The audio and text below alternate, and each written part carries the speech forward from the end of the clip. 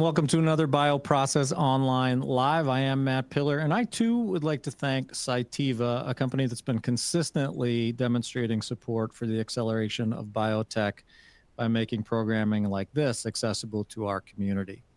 Now, if you've tuned into any of our previous live events, you know that my job here isn't all that hard. I ask some questions, I encourage you to do the same, and I lean into the expertise of my guests. Today is much the same, but full disclosure, I may have to work a little harder to keep this one on the rails because we're discussing some pretty heady stuff today with two execs who have a tendency to get a bit excited about it.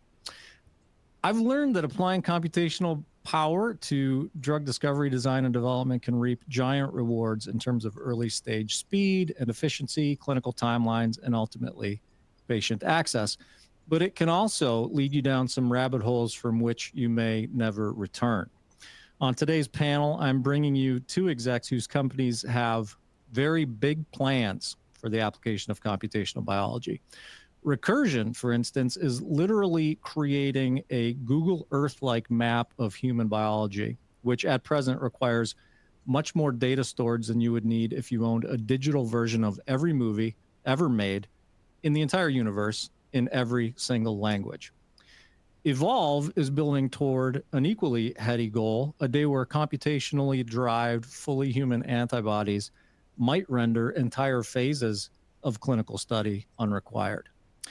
At the same time, both companies are doing more pragmatic computationally aided work. In Recursion's case, building a multimodal pipeline of candidates in rare disease and oncology, and in Evolve's helping antibody therapeutic developers discover, design, and develop more personal and more effective drugs. I'm honored and excited to bring you Recursion President and Chief Operating Officer Tina Marriott and Evolve CEO and co-founder Andrew Satz. Tina and Andrew, welcome to the show. Thanks, Matt. It's a pleasure to be here today, and great to see you and you as well, Andrew. Yeah, excited to be here. Yeah, the pleasure is all mine. You know, I've spent time with both of you. I've interviewed you both for the podcast and for written content on Bioprocess Online, and I can't tell you how excited I am to have you guys on this live event and to talk about this topic. And I want to start by getting some context that'll sort of give our audience a bit of a clue into where you each come to this space from, like what your perspectives are on the space, and at the same time sort of build in some of the background that led you to this point in your career. And I want to start with you, Tina. You've I mean your CV speaks for itself. You've had a great career so far. You've worked at places like Roche and Genentech. Then in 2018 you jumped from big bio to a little company at the time that was a decidedly tech-centric biopharma company. I think Recursion likes to call itself tech bio, not biotech, right? So it's a bit of a departure from what you probably knew and saw at Roche and Genentech. Early days, 2018, early days for Recursion. Why did you decide that, you know, tech bio as opposed to biotech is where Tina Marriott needed to be? Yeah, thanks so much, Matt. And it actually is not maybe as strange as it seems on the surface. And I think that's going back to when I joined Genentech in the mid-90s. And Genentech was a tech-like life science company growing up next to Silicon Valley. At the time, the technological revolution was molecular biology, you know, using recombinant DNA technology to create this whole new class of therapeutics that we now call biologics.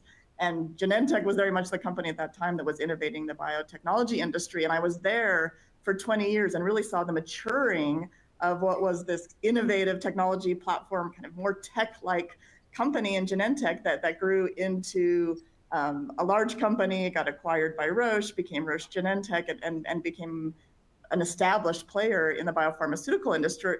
And so fast forward to 2018, when the opportunity came up to join this small tech meets biotech startup, which is, you know, is now leading the tech bio industry or sector of our industry. And really, for me, it was in many ways going back to that Genentech of the mid-90s, if you will. I'm a biochemical engineer by training. I deeply believe that technology can and will continue to advance medical science. And so it actually was quite a natural fit to come to the platform company, you know, of this era. Very much like I was able to join the platform company of an earlier era in Genentech. Yeah, very cool. Andrew, equally. I mean, I often refer to you, Andrew, as a Renaissance man. You continue to have a lot of entrepreneurial options. You're a serial entrepreneur. You've done a lot of stuff. What's going on in this space that inspired you to launch a computationally fueled antibody discovery platform?